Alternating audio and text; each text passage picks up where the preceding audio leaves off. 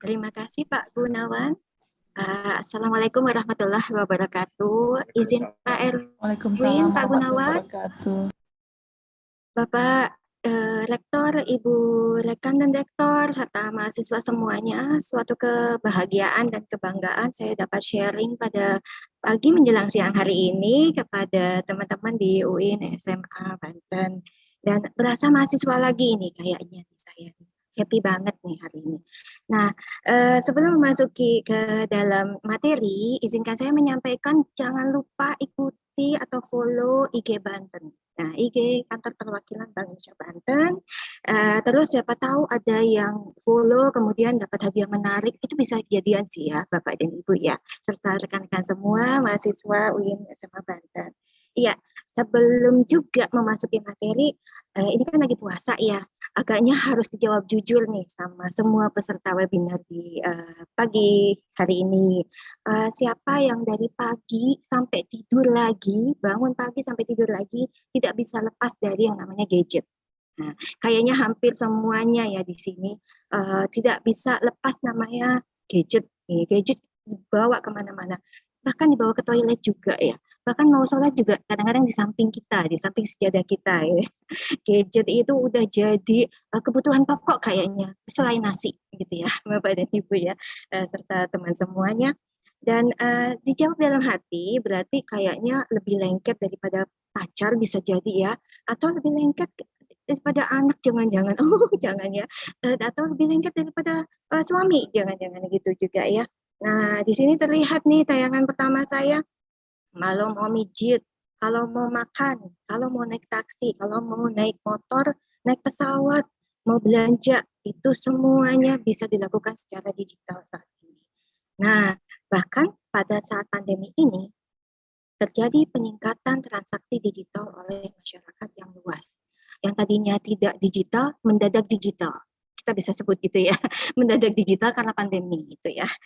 Dan ini terbukti dari data nih. Nah, di sini tren perilakunya semakin digital. Digital di sini angkanya menunjukkan peningkatan di semua uh, bidang atau sektor ya. Salah satunya adalah digital payment yang naik hingga 65%. Dan di sini juga terjadi transaksi e-commerce dari volume penjualan, bahkan jumlah pembeli dan jumlah penjualnya itu yang naik gitu ya.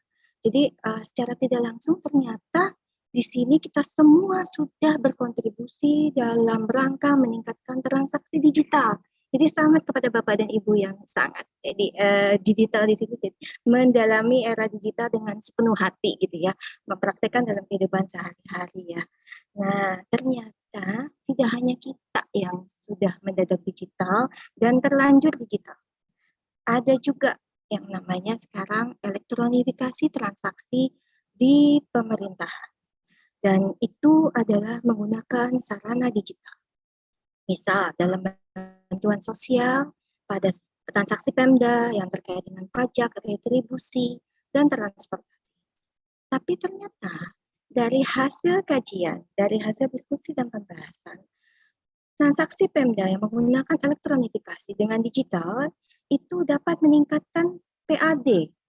Kalau di sini terhitung di November 2019, mohon maaf agak sedikit lama, itu 11,1% itu peningkatan PAD karena terlanjur digital tadi atau dipaksa digital gitu ya. Terus ternyata dari digital juga atau elektronifikasi peningkatan transparansi dan akuntabilitas pengelolaan keuangan daerah terjadi ya gitu. Dan banyak lagi manfaat yang lainnya. Bahkan dalam bidang transportasi juga kita menemui bahwa semakin efisiennya transaksi atau membeli tiket, efisien waktu, efisien ongkos ya, harus membeli tiket ke loket gitu ya, itu terjadi di sektor transportasi. Sekarang di bantuan sosial, masyarakat, maaf ya, kalangan bawah itu akhirnya berinteraksi dengan yang namanya elektronik. Kedepannya akan lebih digital. Apalagi di masa pandemi COVID-19 ini. Ya, oke, kita harus berlanjut ke slide selanjutnya yaitu uh, dan ini tadi di transaksi pemerintah dalam kehidupan sehari-hari kita. Nah, sekarang kita masuk ke UMKM. Di UMKM ternyata dengan menggunakan cash base itu banyak dampak negatifnya. Ya, kalau cash base yang kemarin tuh itu bisa terjadi tercampurnya uang pribadi dengan uang usaha dan tidak tercatatnya historis pembayaran karena agak ribet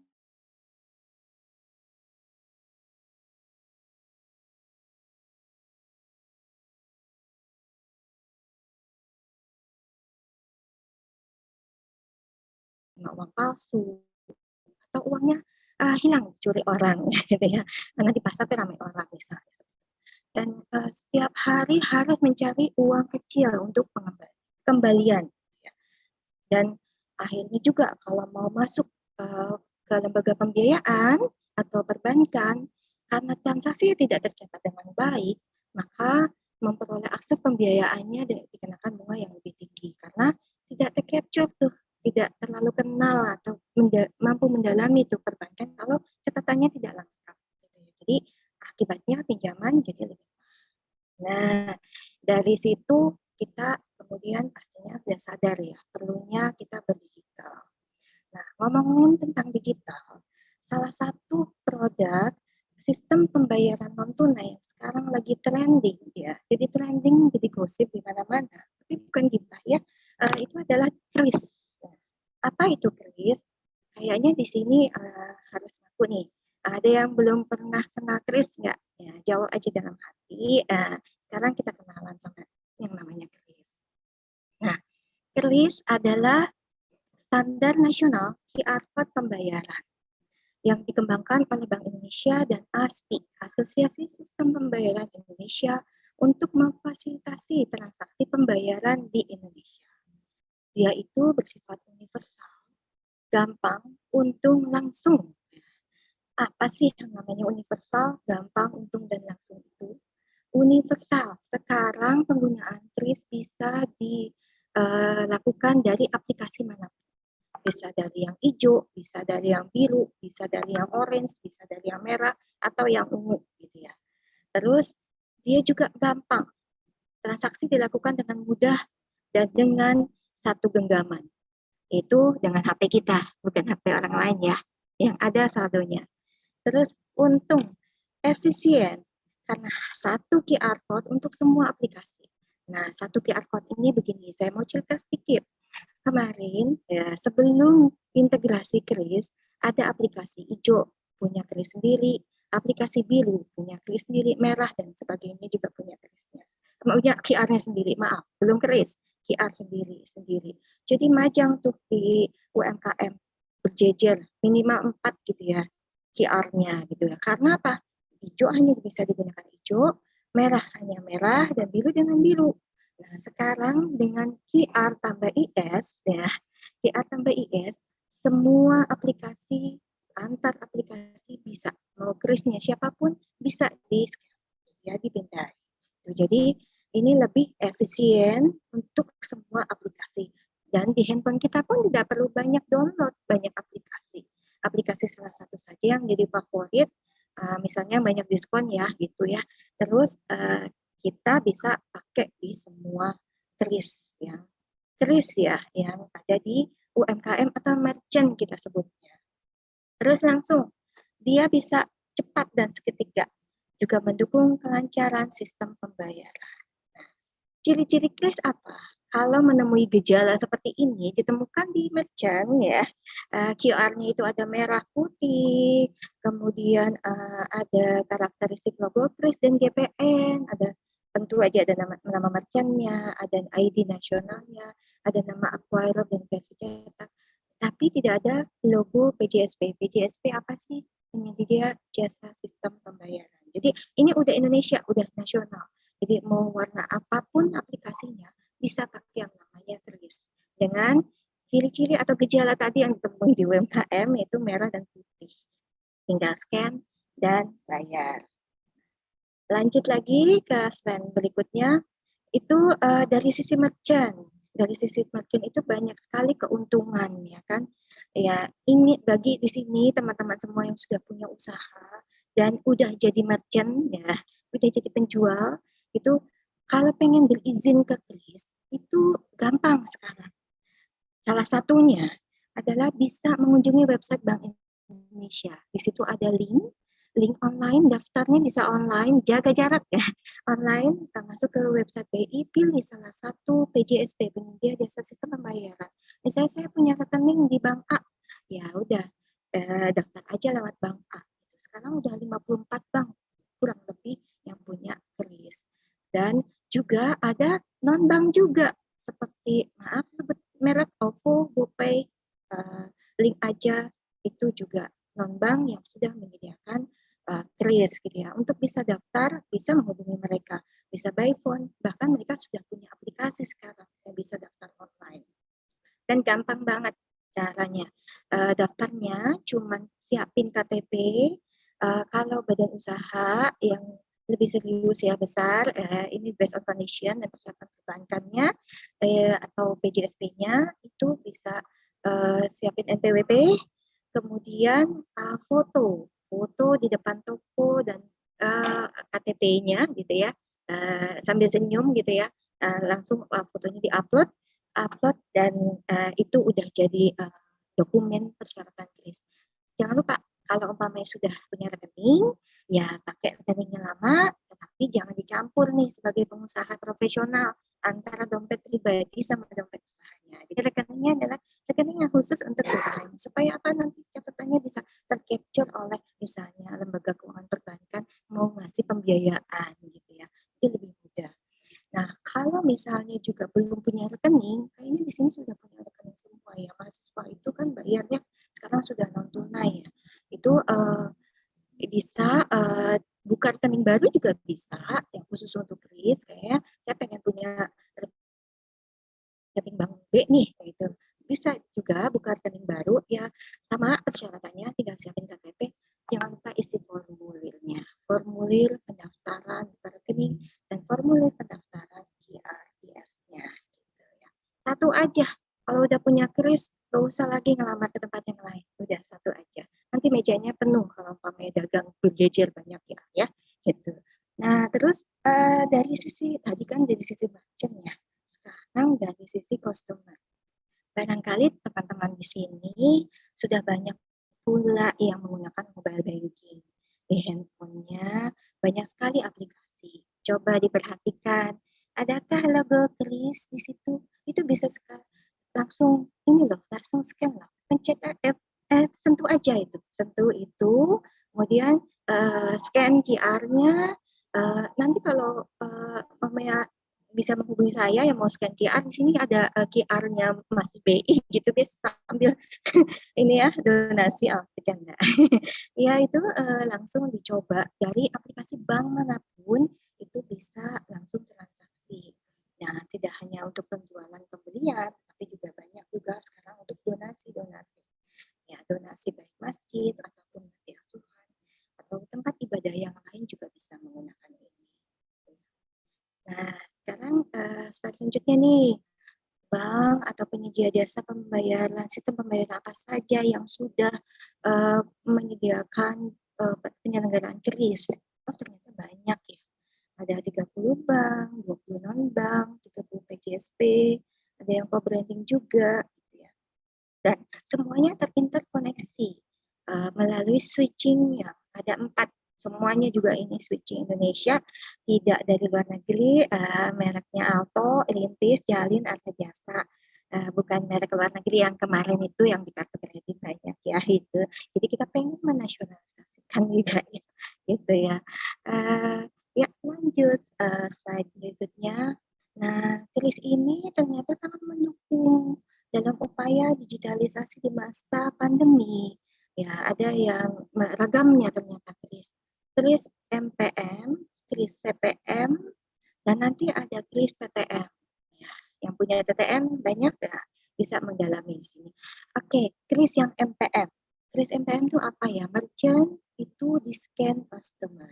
Ya, jadi kris ini bisa kris statis yang ada di merchant atau toko, kemudian di scan oleh konsumen yang berbelanja. Itu namanya kris MPM. Sedangkan kris CPM adalah konsumen. Nah, konsumen yang punya kris konsumennya bisa jadi nasabah perbankan, ya sekarang ada ya beberapa konsumen yang sudah bisa di-scan gitu ya, krisnya punya dia karena dia nasabah perbankan dan dia punya QR IAS-nya CPF, dan nanti si merchant lah yang men-scan krisnya pembeli. Kebalikannya dari MPM. Lanjut ke slide 13, penggunaan kris MPM, dan ini ada dua lagi jenisnya. Ada yang merchant itu ada dua, itu statis dan dinamis. Kalau yang statis biasanya cocok sekali untuk UMKM yang mikro dan kecil. Kalau yang dinamis bisa untuk merchant yang menengah dan besar. Nah, kalau kris statis, tanda-tandanya adalah dia itu matching aja tuh di meja, nggak berubah-ubah. Itu ada gambar krisnya. Kayak kita lihat di pasar-pasar gitu ya.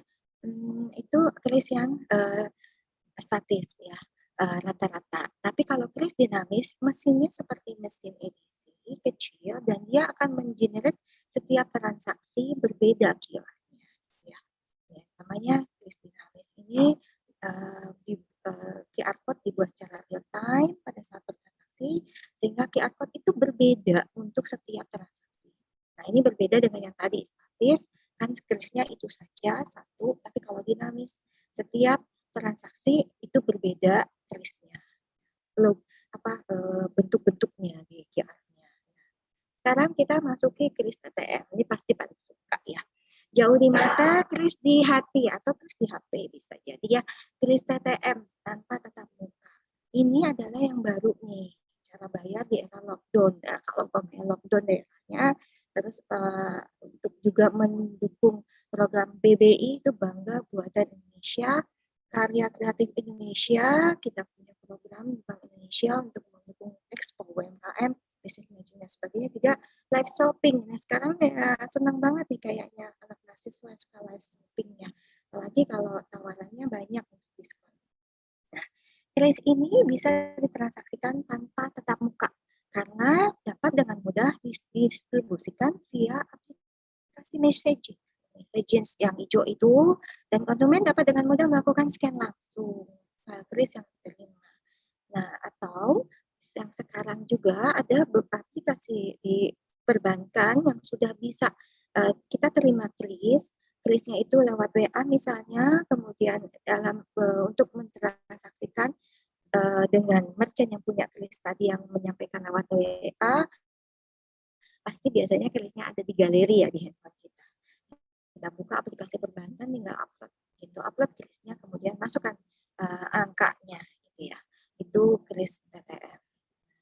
Selanjutnya, nah untuk kris ini akan terus berkembang, Ada sandbox 2.0, terus melakukan berbagai uji coba, baik untuk keperluan regulasi sifatnya, maupun memajukan industri maupun mendorong inovasi. Ada yang nanti yang namanya ini perkembangan masih sandbox, kris on delivery, kris CPM tadi sebenarnya customer centered mode hanya baru beberapa bank saja, dan kris cross border. Nanti kalau umpamanya kendala bahasa ini bisa teratasi dengan kris kalau udah cross border ya gitu. Dan kris ekosistem ini ya ada misalnya kris kuliner, terus udah kita ada kris tagihan, kayak tadi bayar pajak, retribusi bisa pakai kris di Banten udah dilaksanakan gitu ya. Terus kris TTS, transfer tarik dan setor, serta pos digital financial services. Ya. Lalu ke slide berikutnya, bagaimanakah penerapan kris khususnya di merchant? Karena kris itu adalah harus satu, tidak boleh mendua. Jadi kris itu harapannya satu kris di setiap merchant. Ya, tidak perlu pajang lagi banyak QR, tapi hanya diganti dengan kris QR. Satu kali transaksi kemarin sih 2 juta, tapi sekarang katanya udah 5 juta nih, mulai 1 Mei gitu ya. Dan tidak ada batasan transaksi per harinya. Dan kompensasi pembuatan sistem, kampanye, edukasi penyelenggaraan terlibat menggunakan MDR. Memang ada MDR untuk ya namanya namanya pengusaha ya, itu juga kan memperoleh untungnya kalau kita jualan dan kita sudah menggunakan manfaat dari penggunaan kris. Makanya untuk usaha yang besar, jenis merchant yang besar, menengah, kecil, dan mikro, punya namanya persentase MDR yang akan di-sharing kepada issuer, kepada acquiring, kepada switching, dan lembaga standar. Dan jumlahnya ini kecil kok. Terus untuk pendidikan juga ada 0,6%. SPBU masih 0,4%. Dan untuk bansos, untuk transaksi pemerintah biasanya 0%. Ini akan berlaku sampai kapanpun ya gitu ya kalau untuk bansos dan transaksi pemerintah untuk 0%. Sementara ya. Ini untuk UMKM yang mikro itu masih 0% sampai dengan Desember 2021. Dan sedang diusulkan tambahan kriteria merchant baru, yaitu PSO Public Service Obligation dengan MDR yang khusus. Ya, lanjut, keuntungannya kan tadi kayaknya udah sekilas ya disinggung. Tapi sebenarnya banyak gitu keuntungan dari untuk merchant menggunakan kris ini. Karena sekarang merchant dan 6 juta merchant di Indonesia sudah merasakan manfaat menggunakan kris. Jadi kalau teman-teman semua punya usaha, udah punya toko, atau mau menjadi merchant, jangan ketinggalan mengikuti tren sehingga dapat meningkatkan penjualannya. Ya kan? Selain juga memperoleh pembayaran yang higienis karena jaga jarak tadi. Serta manfaat yang lain adalah transaksinya tercatat dan langsung masuk ke rekening. Jadinya transparan. Tidak perlu uang kembalian, apalagi ada risiko pertukaran uang ya dari tangan yang dipegang A dan B gitu ya, dan juga bebas dari risiko pencurian dan uang palsu. Nah, dan manfaat yang lainnya lagi apabila ya, berniat untuk memperoleh pembiayaan itu bisa membangun kredit profile dengan mudah. Artinya semua tercatat transaksinya, input dan outputnya jelas untuk perbankannya, apalagi ya kalau buka kris kan pasti berbasis rekening ya untuk merchant. Itu jadi kredit profile buat si banknya. Dan yang terakhir adalah murah dan bebas biaya bagi usaha. Kalau konsumen juga jadi lebih efisien karena karenanya salah satu pilihan selain tunai, ini pilihan ya, tidak melarang yang tunai, tapi juga ini sebagai pilihan. Kalau kita banyak menyediakan kanal pembayaran, maka pelayanan terhadap konsumen akan lebih baik. Slide selanjutnya untuk konsumen, kita nih yang sering pakai kris dan nggak mau ketinggalan, ada slide 18. Selain juga karena kita bisa jaga jarak dengan tanpa kontak fisik, ini juga kita gaya ya, jadi gratis dan kekinian, serta transaksi cepat dan pengeluaran tercatat. Tidak perlu download banyak aplikasi. Sekarang efisien tanpa uang kembalian dan bebas biaya. Kelupaan dompet di rumah? Enggak begitu khawatir, karena ada uang elektronik di handphone. Dan terakhir adalah membantu juga pelaku UKM mendapat pembiayaan dan membantu pemerintah menambah APBD. Yang dengan demikian kita menyumbang yaitu menuju Indonesia masuk ke era digital. Dan bagaimana dengan di Banten sendiri? Pada slide selanjutnya, di kondisi terkini di Banten terkait dengan kris adalah tercatat sebanyak 465.400 merchant hingga April 2021. Itu telah bisa menerima pembayaran melalui kris di Banten. Nah, di sini ada datanya usaha mikro, juga berapa merchant, dan persentasenya berapa. Ternyata yang paling banyak menggunakan kris masih usaha besar ya. Ada itu ya, teman-teman semua masih di usaha besar. Yang kedua adalah usaha kecil. Dan dengan sebaran yang dapat dilihat pada gambar sebelah kanan, ada yang paling besar adalah di wilayah Tangerang. Ada 256.282 merchant kris. Adapun mari kita bantu ya, setidaknya kita sebagai konsumen seringlah gunakan dengan kris, pembayaran dengan kris, selain lebih aman, tidak ada biaya transfer ya, gratis, harga yang dibayarkan sesuai dengan yang dibeli, memang harga tunai sama gitu ya. Dan harapannya bisa digunakan di pasar, di mall, minimarket, ya. untuk transportasi juga mungkin ya kedepannya di rumah sakit untuk beramal. Nah, ini banyak sekali. Nah, gimana sih ekosistemnya terbentuk pada slide selanjutnya? Ini ada foto. Ada foto bahwa penerapan kris udah di UMKM itu ada yang menggunakan di bazar, ada di pasar, bahkan pedagang keliling. Ini kekinian dan vending machine juga ada. Iya. Agaknya sementara itu dulu dari saya. Mohon maaf apabila banyak kekurangan dan semoga tidak membuatkan. Ya, selamat menjalankan aktivitas. Udah 10 hari terakhir. Selamat menjalankan ibadah puasa juga. Wassalamualaikum warahmatullahi wabarakatuh. Saya tekahud loh. Ya, terima kasih. Oh iya, izin kita mau ada kahut ya teman-teman ya. Siap-siap. Siap-siap gadgetnya ini disiapin. Ya. Ada hadiah menarik juga. Ya, ya agaknya saya bisa serahkan kepada panitia ya, moderator dan teman-teman. Baik. Baik. Terima kasih kepada para panelis. Alhamdulillah kita tadi sudah mendengarkan pemaparan secara detail. Yang pertama tadi kita sudah secara jelas mendengar pemaparan dari Bapak Erwin. Kemudian yang berikutnya tadi kita juga sudah menyimak pemaparan dari Bapak Gunawan. Dan yang terakhir, yang lebih kekinian tadi disampaikan oleh Ibu Tia.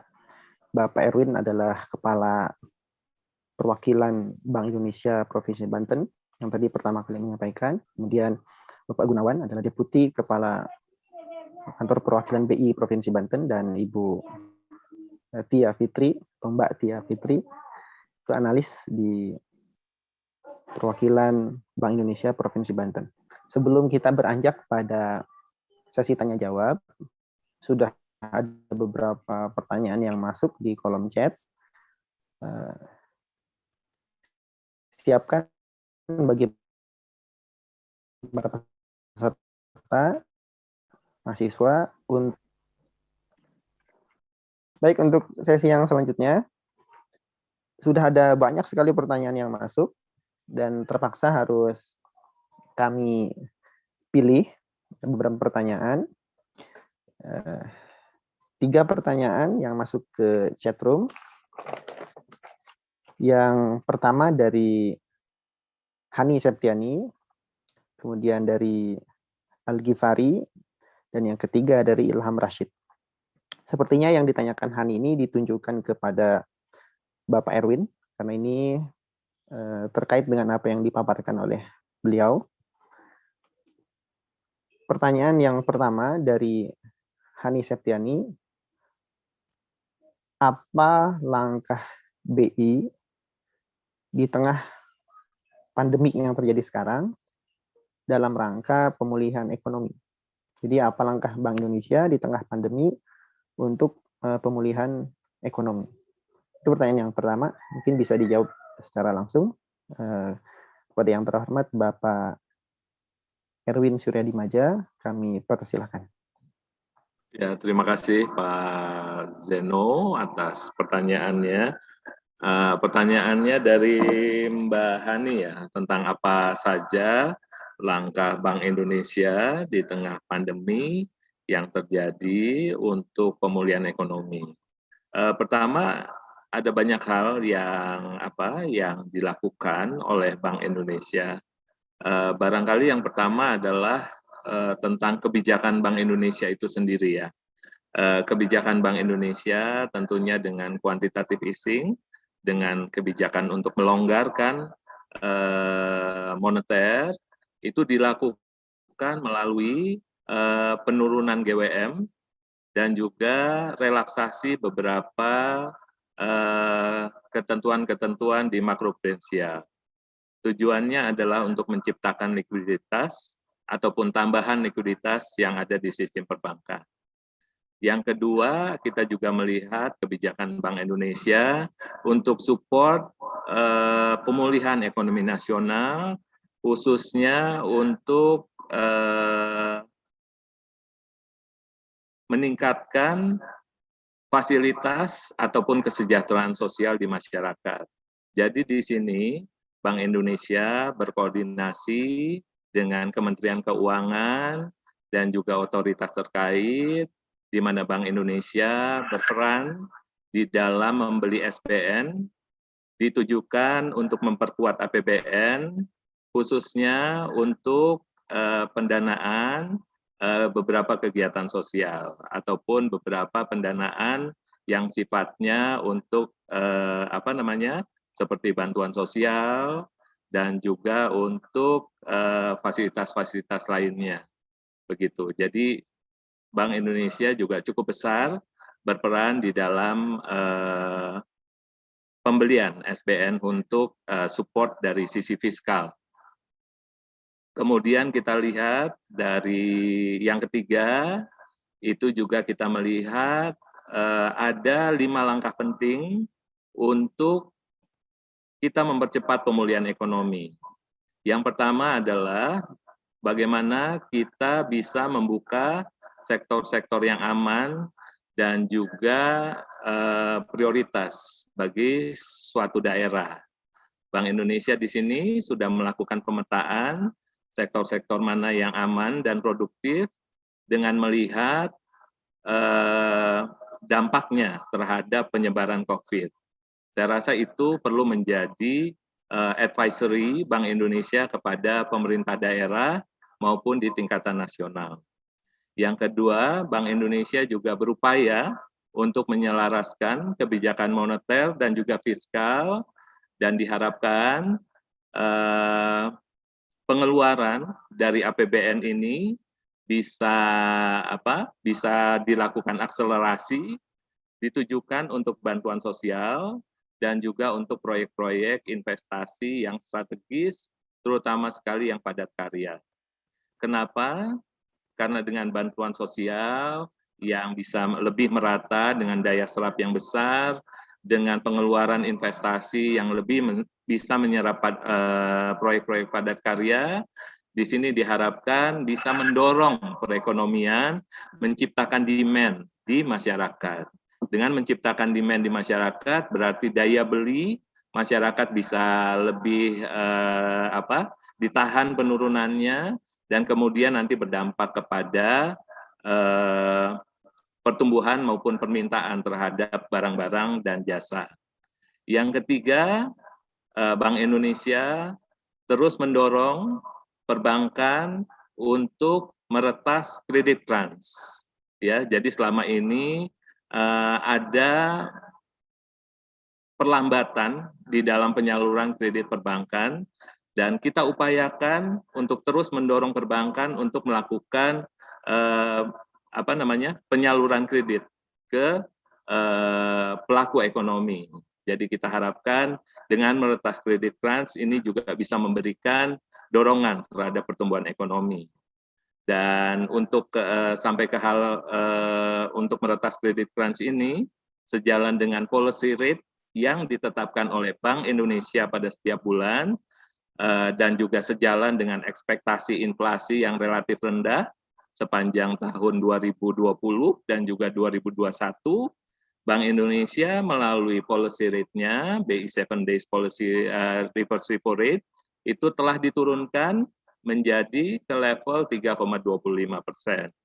Dan saya rasa ini juga diharapkan bisa tertransmisikan dengan baik di industri perbankan.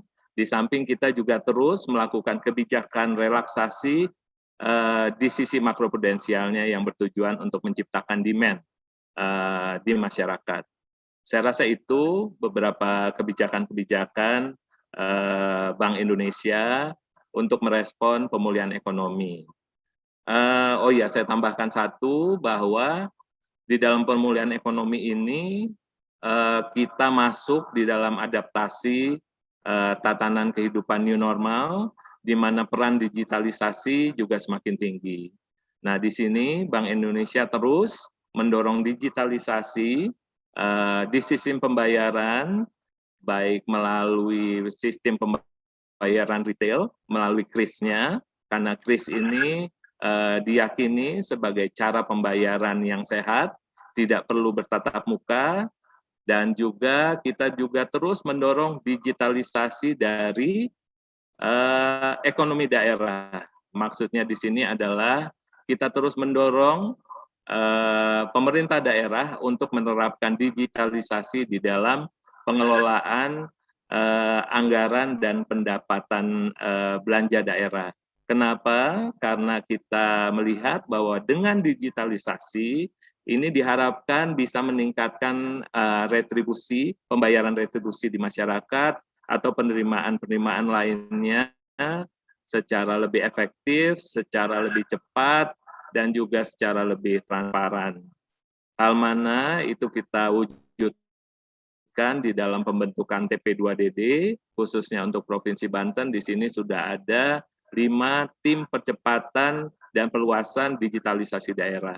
Saya rasa hal tersebut sangat penting untuk memperkuat pengelolaan anggaran dan belanja di daerah. Dan untuk aspek digitalisasi ini, kita juga terus mendorong UMKM untuk memanfaatkan platform digital, dan salah satu bentuknya adalah Bank Indonesia terus mendorong UMKM ini memperluas, baik kita melalui pameran-pameran secara online maupun secara offline, itu bertujuan untuk terus mendorong UMKM agar bisa terus potensial, bisa terus melakukan ekspor, dan juga bisa terus sukses digital.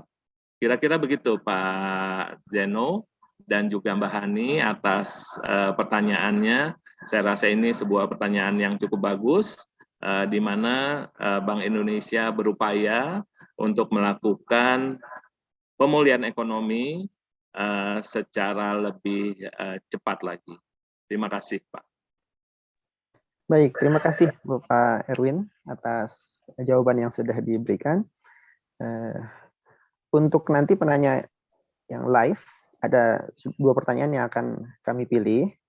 Tolong nanti dipersiapkan setelah saya bacakan pertanyaan yang via chatroom, nanti kepada Nabila Shefa dan Hizkia Raymond, nanti persiapkan diri untuk membuka mic-nya untuk memberikan pertanyaan secara live. Baik, yang kedua, pertanyaan yang kedua, ini ditujukan kepada panelis kita yang kedua, yaitu Bapak Gunawan. Pertanyaan dari Al-Ghifari S. Bagaimana Bank Indonesia mengatasi inflasi yang berkepanjangan? Nah, itu pertanyaan dari Al-Ghifari. Dengan segala hormat kepada Bapak Gunawan, sebagai panelis yang kedua, kami persilahkan. Baik, terima kasih. Pertanyaan menarik ini mengenai inflasi ya, Mas Al-Ghifari ya, Mas Al-Ghifari menanyakan bagaimana Bank Indonesia mengatasi inflasi yang berkepanjangan. Mungkin kita bisa kembali dulu ke teorinya ya, tentang terkait dengan teori pembentukan harganya. Teori pembentukan harga itu kan harga terbentuk dari pertemuan antara supply dan demand. Nah, kalau inflasi berkepanjangan berarti ada masalah di salah satunya ya, di demand-nya maupun di supply-nya. Nah, di sisi Bank Indonesia itu bergerak mencoba untuk mempengaruhi di sisi demand-nya. Tadi disampaikan Pak Erwin di penjelasan terkait dengan tugas-tugas dan perannya Bank Indonesia, yang salah satunya adalah dengan mengatur tingkat suku bunga. Tingkat suku bunga ini arahnya untuk mempengaruhi sisi demand atau sisi permintaan dari konsumen, yang sehingga nanti kalau sisi demand-nya yang naik, yang itu yang menyebabkan inflasi, dengan peran Bank Indonesia untuk mencoba mengerem permintaan tadi dengan mengatur tingkat suku bunga. Kalau inflasi berkepanjangan, kemudian bisa diatasi salah satunya dengan mendorong menaikkan tingkat suku bunga, sehingga masyarakat akan cenderung mengurangi konsumsinya dan lebih suka untuk menabung. Jadi itu diharapkan bisa mengerem laju inflasi tadi dengan mengatur tingkat suku bunga. Nah, dalam tataran pelaksanaannya kan Bank Indonesia tidak bisa bergerak sendiri karena inflasi sendiri kan tadi sisi supply juga berpengaruh ya. Kalau sisi demand-nya tetap, sisi supply-nya yang berkurang ya pasti harga juga akan naik.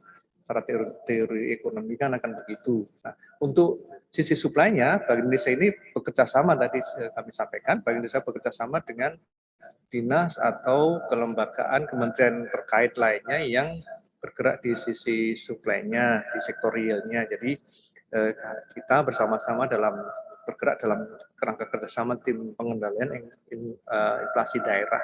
Kalau untuk di Banten ya, kalau nasional ada TPIN, itu bersama-sama kami memantau pergerakan baik dari sisi supply-nya maupun dari sisi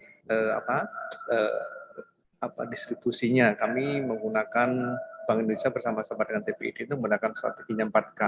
Yang pertama itu ketersediaan pasokan, K yang pertama, K yang kedua itu keterjangkauan harga, yang ketiga adalah kelancaran distribusi, dan yang keempat adalah komunikasi yang efektif. Barangkali teman-teman adik-adik mahasiswa juga pernah mendengar bahwa selain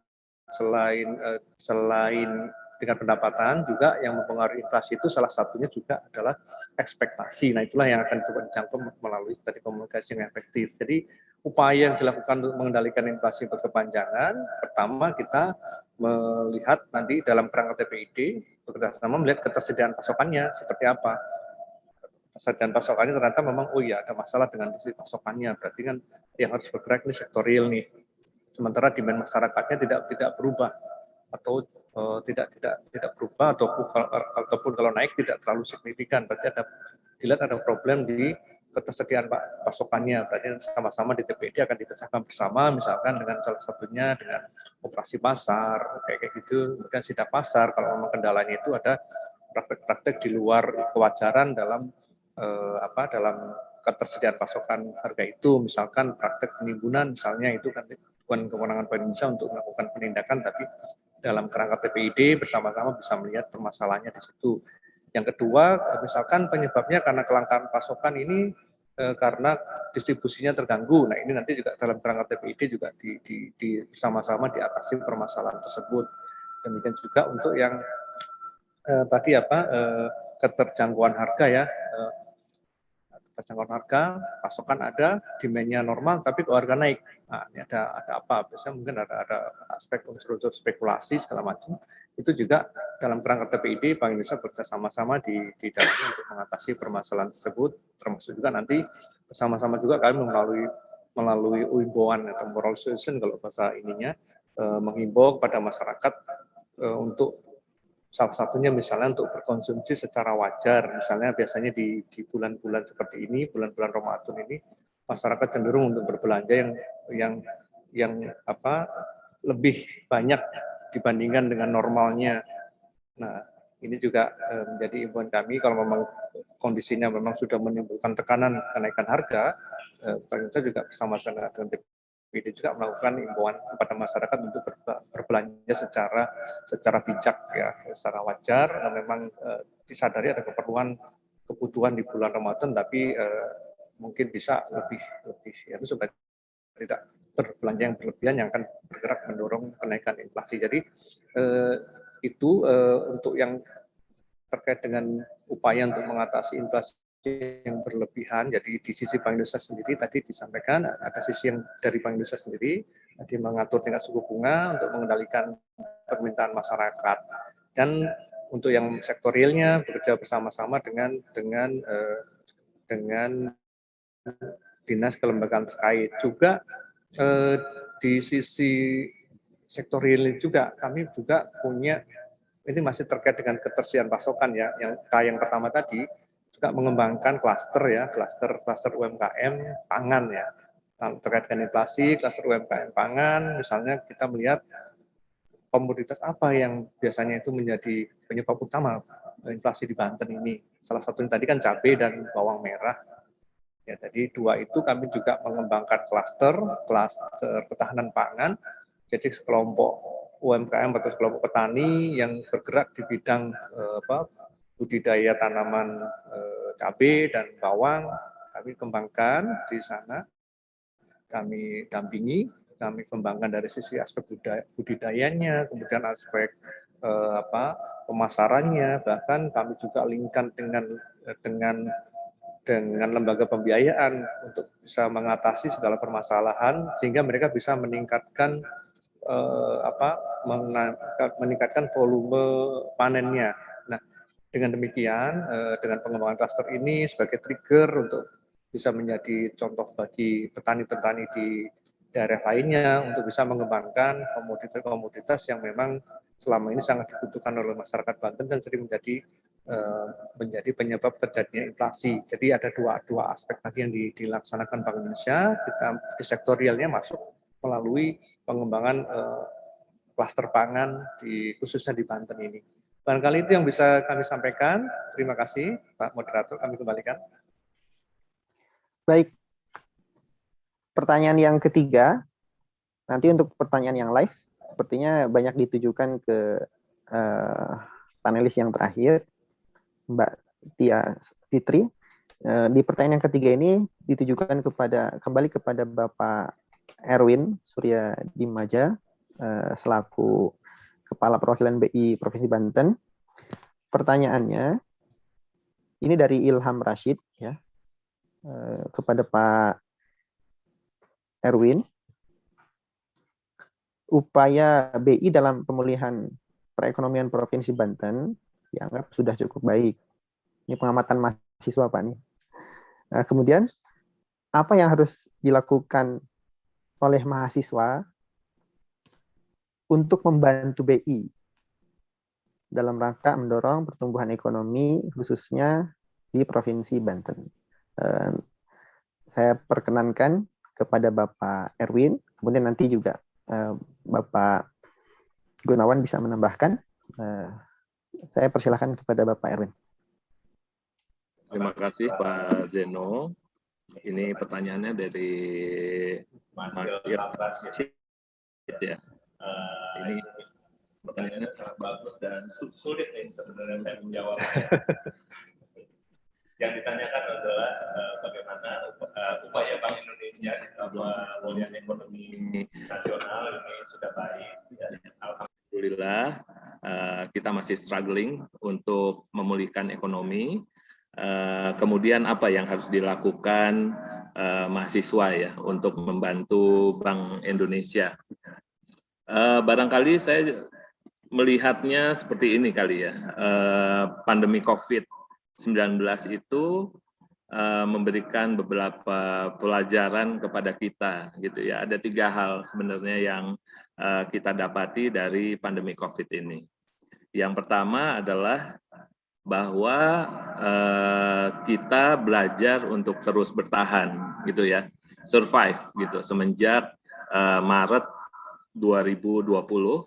Di saat itu kita baru pertama kali kita kena COVID, kemudian masing-masing orang, masing-masing kelompok individu berupaya untuk bertahan ataupun survive. Dan saya rasa itu merupakan sebuah hal yang bagus yang muncul di masyarakat untuk terus bertahan di tengah pandemi COVID. Yang kedua adalah pandemi COVID ini memberikan pelajaran kepada kita bahwa kita harus inovatif dan juga kreatif gitu ya. Saya rasa kita harus bisa terus mengembangkan bisnis kita supaya kita bisa survive dengan inovasi dan kreatif tersebut. Dan ketiga adalah adaptasi terhadap kehidupan new normal melalui peran digitalisasi. Jadi saya rasa yang bisa dilakukan oleh mahasiswa semua adalah pertama adalah terus optimis ya, membangkitkan optimisme ini dengan kreatif dan juga inovatif gitu ya, baik dari sisi kita mempelajari sebuah isu, kita harus bisa melihat dari berbagai macam sisi, karena pada saat ini kita dituntut untuk mendapatkan gambaran yang komprehensif. Itu apabila mahasiswa mungkin masih terus ya bergelut di dalam bidang pelajarannya, yang tentunya nanti akan memberikan sumbangsi terbaiknya bagi pengembangan ekonomi daerah. Yang kedua, inovatif dan kreatif saya rasa bisa juga diwujudkan tentang bagaimana teman-teman itu bisa mendorong kelompok masyarakat untuk survive, untuk optimis, dan juga tentunya teman-teman mahasiswa sudah memiliki digital readiness yang cukup baik, tentunya bisa mendorong kelompok masyarakat dan teman-teman untuk kenal terhadap digital, baik dari sisi UMKM-nya ataupun bagaimana teman-teman itu bisa memperluas pasar dari para UMKM ini. Saya rasa peran serta dan kontribusi teman-teman ini sangat diperlukan oleh para UMKM di Banten ini. Saya rasa itu juga bisa dilakukan oleh teman-teman. Terus yang ketiga, saya juga melihat bahwa Banten ini kaya sekali akan lahan pertanian, lahan perkebunan. Saya rasa saya ingin sekali mendorong para mahasiswa untuk mencintai pertanian dan juga mencintai perkebunan. Saya rasa itu merupakan sebuah ilmu yang bisa dipelajari, dan ke depan pertanian, perkebunan itu juga bisa dilakukan digitalisasi untuk meningkatkan produksinya dengan baik, dan juga bisa dilakukan digitalisasi untuk akses pasarnya. Saya rasa ini perlu peran dari teman-teman semua untuk terjun di bidang pertanian, perkebunan, sekaligus juga meningkatkan akses digitalnya untuk terus mengembangkan sektor pertanian dan juga perkebunan.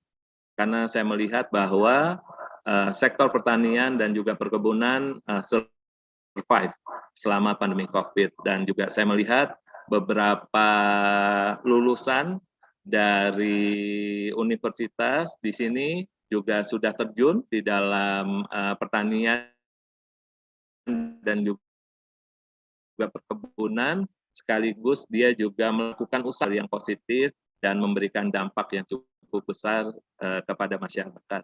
Jadi saya harapkan peran serta dari para mahasiswa untuk turut mendorong perekonomian, untuk turut kreatif, untuk terus mengkomunikasikan dan edukasi kepada teman-temannya dan juga masyarakat sekitar, itu saya rasa sangat diharapkan dari teman-teman semua. Begitu Pak Zeno dan Mas Ilham Rashid. Sukses selalu ya Mas Ilham. Terima kasih Pak. Baik, terima kasih Pak Erwin, pemaparan yang sangat luar biasa. Sebelum nanti beranjak ke pertanyaan live, dan pertanyaan live ini banyak ditujukan kepada panelis terakhir, Mbak Tia Fitri. Mungkin ada tambahan dari Bapak Gunawan. Saya persilakan.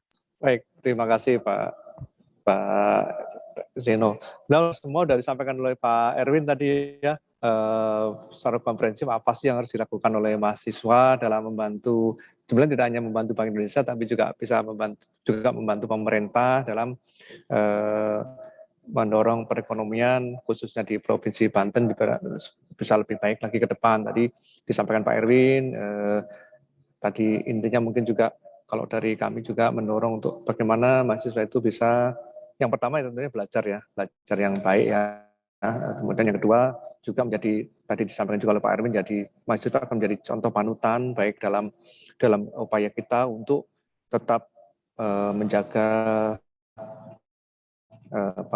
protokol kesehatan ini, juga bersikap supaya tetap aman, semuanya sehat, tidak ada yang sampai kita bisa membantu untuk memutus rantai COVID ini, karena dengan nanti kalau COVID-nya sudah hilang, insya Allah perekonomian akan bisa kembali, semua sektor pulih, sektor real, terus sektor keuangan, kemudian juga dunia pendidikan juga akan kembali seperti sebelum krisis, sebelum pandemi. Tentunya ini kan akan bisa mendorong kembalinya perekonomian Banten ke level semua bahkan lebih tinggi ya, karena potensi Banten tadi disampaikan Pak Erin juga, sektor pertaniannya juga masih sangat terbuka lebar untuk mahasiswa maupun untuk siapa saja yang mau bergerak di bidang pertanian tadi. Jadi kiranya ya mahasiswa itu sebagai tingkat pendidikan yang paling tinggi tentunya bisa menjadi panutan untuk baik dalam upaya untuk penanggulangan krisis maupun dalam menyikapi perkembangan terkini di Banten khususnya. Juga tadi pengembangan entrepreneurship juga penting.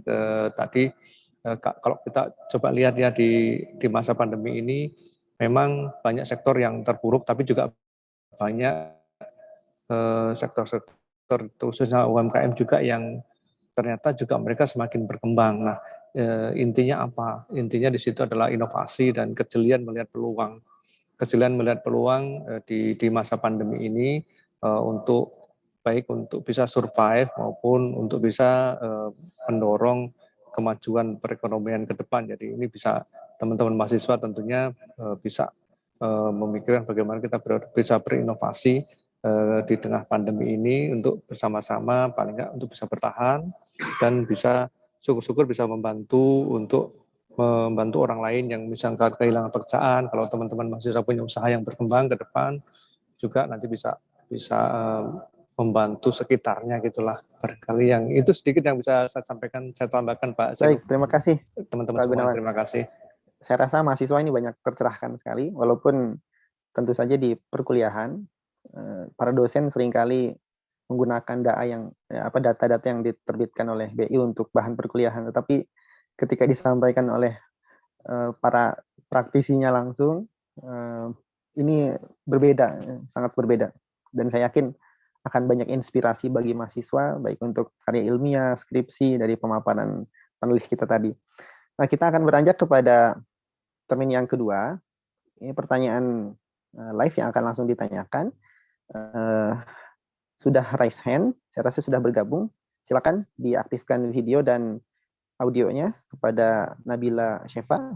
Pertanyaan yang akan ditujukan kepada Mbak Tia Fitri. Silakan untuk diaktifkan.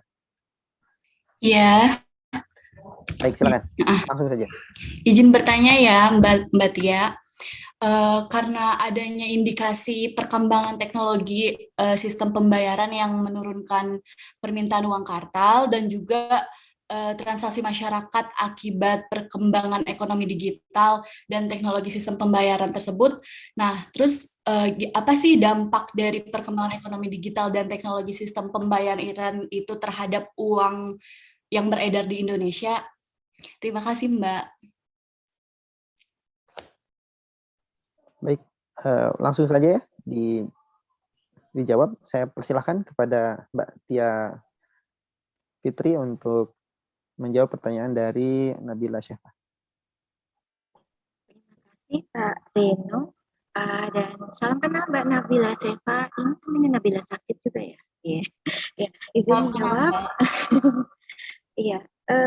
Jadi memang penggunaan transaksi non tunai itu akan lebih efisien ya dalam waktu yang jangka panjang. Kemudian penggunaan uang kartal atau uang tunai itu memang akhir-akhirnya apalagi pandemi tetap berkembang, tetapi pertumbuhannya tidak seperti penggunaan uang non tunai gitu ya. Dan memang penggunaan uang non tunai selain juga akan lebih efisien, cepat, walaupun keduanya adalah sesuatu yang memang kita butuhkan. Kita tidak bisa terlepas juga dengan uang yang tunai. Kita akan tetap menggunakan uang tunai, tapi perkembangannya penggunaan transaksi non tunai akan lebih besar dalam jangka panjang ke depannya, karena lebih efisien dan lebih cepat. Dan untuk transaksi retail seperti kris, ya, semakin masif digunakan dan antar bank serta tidak membutuhkan tadi kembalian terbukti lebih praktis memang dibandingkan dengan uang tunai. Tapi dari maaf kalau saya belum menyajikan data ya, dari pertumbuhan transaksi itu menunjukkan tingkat pertumbuhan yang lebih tinggi penggunaannya daripada yang tunai.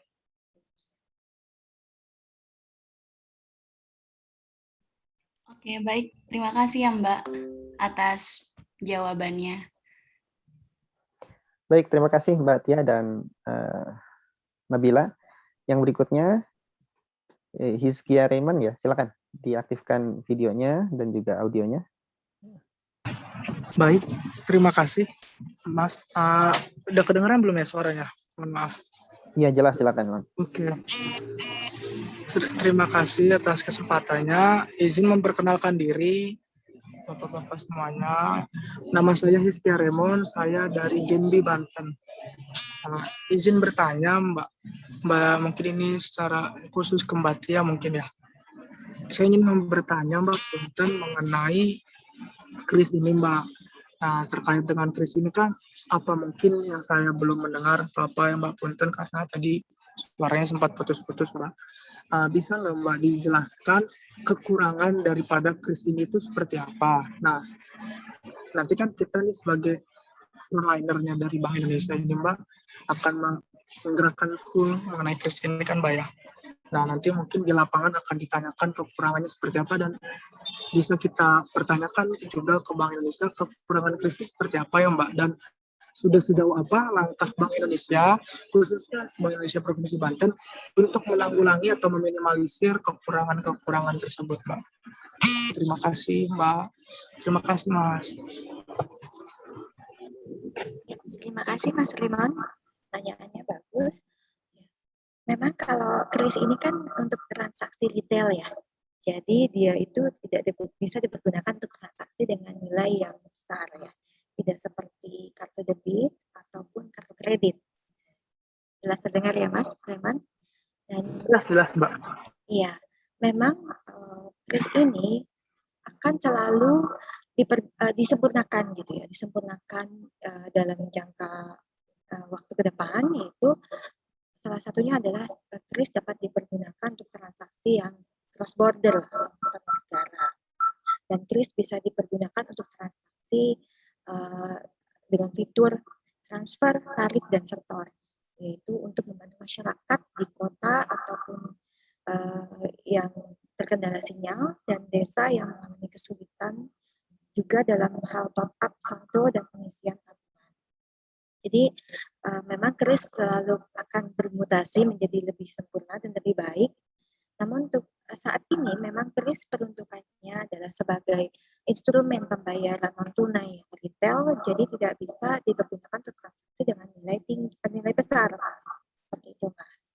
Dan dari sisi UMKM memang sekarang masih ada kendala bahwa transaksi kris tidak bisa diterima uangnya secara retail kepada UMKM kalau antar PJSP ya, mengeluarkan. Misalnya kita dapatkan kris dari PJSP warna hijau, terus ada konsumen yang membeli di toko kita dengan bertransaksi warna ungu gitu krisnya, dia saat ini belum bisa real time. Adapun kalau yang sesama warna itu sudah ada yang bisa real time, sorry. Dan kalau dengan antar transaksi yang beda warna tadi atau beda penyedia jasa sistem pembayaran, memang masih ada yang H+1. Itu sih masih kendalanya. Nah, yang untuk yang lain kekurangannya kayaknya kita harus bersama-sama nih menggalakkan penggunaan kris ya, apalagi konsumen akan lebih praktis. Jadi kris kekurangannya kurang banyak, masih harus banyak lagi untuk mencapai rata 800 ribuan di Banten. Jadi kerjasama kita semua ya untuk menjadikan kris di dalam ekosistem kehidupan sehari-hari kita. Itu sementara, Mas. Baik, terima kasih Mbak Tia. Terima kasih ya Mbak, terima kasih Mas. Baik. Satu penanya terakhir ya, silakan yang untuk raise hand, pertanyaan langsung ditujukan kepada siapa, singkat, jelas, dan padat. Silakan. Tadi sudah ada yang raise hand ya. Baik, sudah ada di layar Fathan Muhammad Ansori. Baik, silakan.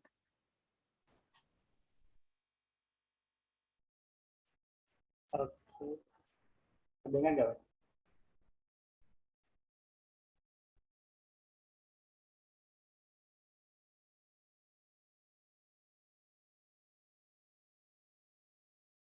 Ya, Fathan silakan. Di raise hand jangan dulu diturunkan. Alright. Kedengaran nggak, Pak? Sorry. Baik, silakan. Silakan Fatan. Aku mau tanya sih buat Mbak Tia. Untuk kris ini sendiri sih sebetulnya sosialisasinya sudah sejauh mana khususnya di wilayah Banten ini sendiri. Karena baru yang tadi saya lihat itu dari Mas siapa ya tadi kayaknya dari perwakilan Gen B itu kan yang dia claim dirinya sebagai as a foreign learner of Bank Indonesia gitu. Sebenarnya sosialisasi sejauh mana sih? Karena yang saya lihat tadi bahwa dari Gen B itu sendiri juga masih mungkin sedikit bingung. Jadi mungkin saya minta penjelasan aja sih dari sosialisasinya itu sebenarnya sudah sejauh mana sih di Banten ini sendiri. Terima kasih, Mbak. Baik, pertanyaan terakhir ini masih ditujukan ke Mbak Tia. Ya. Silakan Mbak Tia. Ya, terima kasih atas pertanyaannya Mas Fatan Muhammad Ansori. Jadi kalau di Banten itu sendiri kita memang secara kontinu untuk melakukan sosialisasi pada berbagai komunitas. Pada berbagai komunitas yang kita sasar untuk di komunitas itu akan dilakukan implementasi. Baik kepada PNS, kepada UMKM, kepada pesantren, maupun masyarakat yang lebih luas lainnya. Kepada kampus-kampus, maupun pedagang kaki lima ya, kita sudah laksanakan seperti itu. Nah, sosialisasi kris ini juga kita lakukan dengan berbagai kanal. Tidak hanya melalui webinar, tetapi juga lewat media sosial. Kita punya Instagram BI Banten. Jangan lupa ya, follow ya, yang di sini. Instagram BI Banten, kemudian media cetak maupun pamflet, brosur, dan berbagai kegiatan expo lainnya. Kita juga sisipi message bahwa kris itu adalah alat pembayaran yang non tunai tetapi lebih efisien, cepat, aman, mudah, murah ya, atau cemumuah kita sebutnya gitu. Dan bahkan sekarang sudah beberapa pesantren yang menerapkan kris, tidak hanya untuk unit usahanya dia, tetapi juga untuk masjid. Nah, contohnya juga di Lebak, Pandeglang, pesantren binaan BI itu udah kita fasilitasi dengan kris gitu. Sambil kita juga sosialisasikan kepada guru ngaji, guru-gurunya, kemudian murid-muridnya gitu ya, dan masyarakat di sekitarnya tentang kris ini pada berbagai event BI. Misalnya ada event pelatihan untuk pesantren, kita juga sisipi dengan sosialisasi lain dengan webinar seperti ini, baik secara online maupun offline dengan memperhatikan protokol.